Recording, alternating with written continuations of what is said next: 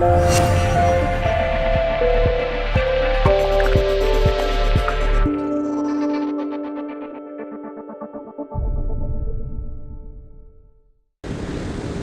in honor of Mother's Day coming up, I was thinking back to when I was in school and all the trouble I managed to get in.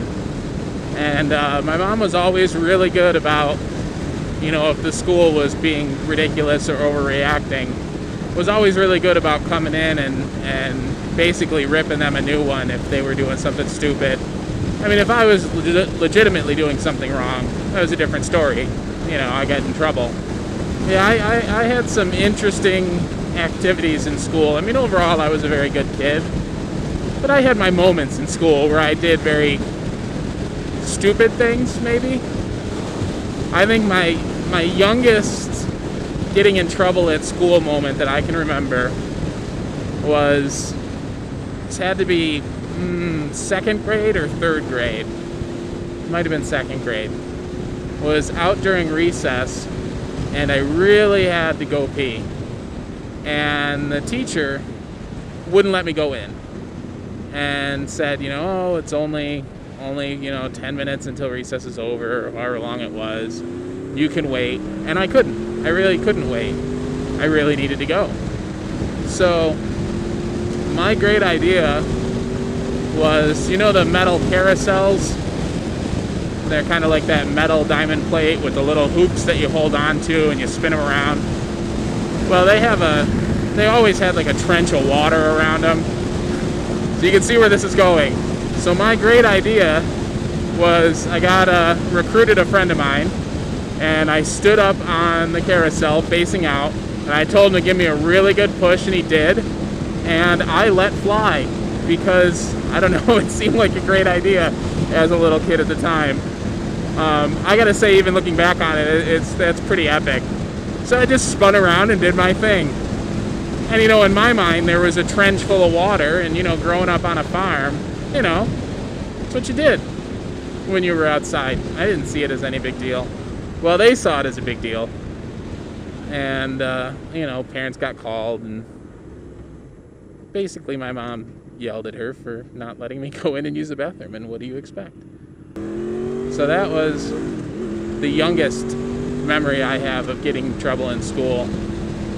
There was one time, so my parents are divorced, and they've been divorced basically the entire time I've been alive.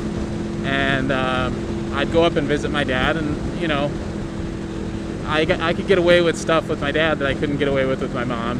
And my dad would always buy me fireworks. So we lived in New York, so they weren't like serious fireworks, but they were just, little firecrackers and the little things that you throw that make noise, and smoke, little smoke bombs, tons of little smoke bombs. I love those things. Stuff like that, just small, light, legal fireworks. So I remember one time he bought me a whole ton of them. I came up with the bright idea to sell some. I don't even remember what grade this was. It wasn't high school, though. This was like 5th or 6th grade, maybe. So, I came back from visiting my dad, and I had a whole contraband stash of fireworks, and I brought them into school. And I sold them, and I made some pretty good money as a kid selling them because, they're fireworks, right? But of course, somebody decided to tell the school that, one of their students was selling fireworks to their other students. And even in those pre-9/11 days, that still didn't go over too well. So, parents got called. I got called into the office, and I had to give the money back to all the kids. And of course, my reaction was, I said to the principal and everyone else that was there, I said, well, if I have to give the money back, I get my fireworks back, right? And of course, they said no. And I said, well, that's not fair. I mean, if I have to give the money back, they should have to give the fireworks back. Otherwise, they're just going to go set them off with their parents. And they said, well, tough. So that was the lesson learned there. But I didn't really get in any serious trouble for that. I think my mom thought it was funnier than anything. And hey, entrepreneurial spirit, right? So the next major controversy I caused, and these were all different schools, mind you. I moved a lot when I was a kid. But the next major controversy was, I don't know, maybe this must be like 6th or 7th grade this time. So there was a girl. There's always a girl, isn't there? There was a girl I had, my dad is in the Army, or was in the Army rather. And I always had a nice pair of combat boots. because I loved them, and they were durable, and they were, they lasted forever, and they were good boots. And I polished them, and I kept them looking nice. Well, when you're going to school in East Bum New York, people realize how expensive boots are, especially nice boots like that. I had this girl and assorted friends were questioning how I could afford such nice boots and yada, yada, yada. So me being the smartass that I am, told them that I sold coke. Like, cocaine, not soda. And I don't know where I came up with that or why I thought it was a good idea to say that, but I thought it was a good idea to say that, so I did. So needless to say, she didn't believe that I was a coke dealer at, I don't know, however old you are when you're in 6th grade.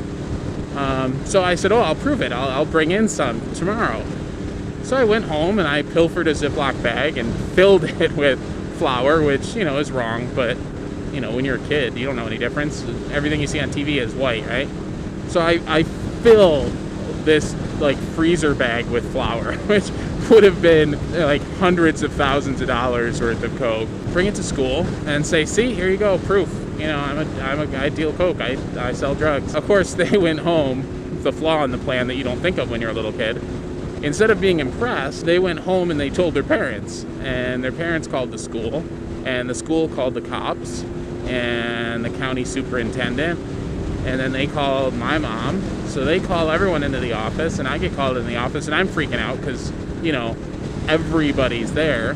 And I told the story. I said what happened. I said, it was flour, and I was trying to impress a girl, and blah, blah, blah. And my mom ripped them apart for being so stupid as to think that a young kid would bring in a giant Ziploc bag with, an epic amount of cocaine in it. So I didn't get in any trouble in that one. I was always doing things like that. And I rarely caught too much hell for it because most of it was just honest kid stuff, just being stupid. I never really did anything wrong. So yeah, in honor of Mother's Day coming up, and to all the other moms that put up with the vast amount of crap that we pull as kids.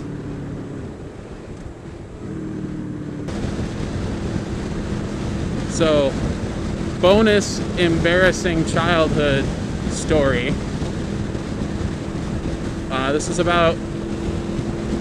This would have been the year before I did the spinning carousel of pee. I was 2nd grade. Might have even been 1st grade. Actually, it very well could have been 1st grade. I know I was little. But it was towards the end of the school day. It was not much time left. And I had to go to the bathroom, 2 this time.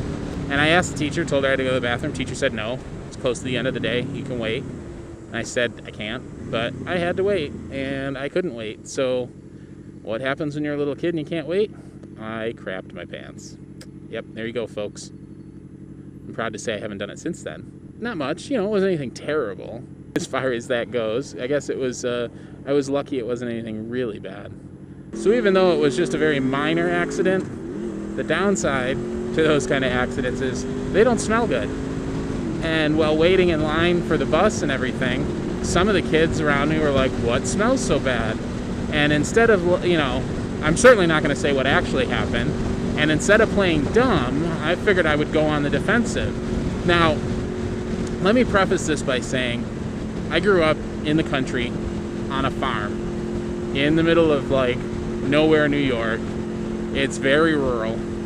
So I have absolutely no idea how the hell I came up with this at that age. But my idea was to go on the offensive, and before somebody accused me of, crapping my pants, I decided to tell them, and in my mind this was the absolute perfect excuse for why I smelled bad. I said, oh, that's me. I had sushi for breakfast. I had never seen sushi, eaten, been in a restaurant that had it, nothing at that point in my life. I barely even knew what it was other than I knew it was raw fish, which I proceeded to tell all the other kids who had no clue what it was, that it's raw fish. And they were all like, oh, that's really gross, blah, blah, blah. And that was it. Nobody had any clue of what actually happened. And honestly, I don't think I've told anybody. And we're talking wives here too. I don't think I've ever told that story before. I was reminded of it, and I am sharing it with you guys. And if you don't share any embarrassing stories in the comments below, I stand alone.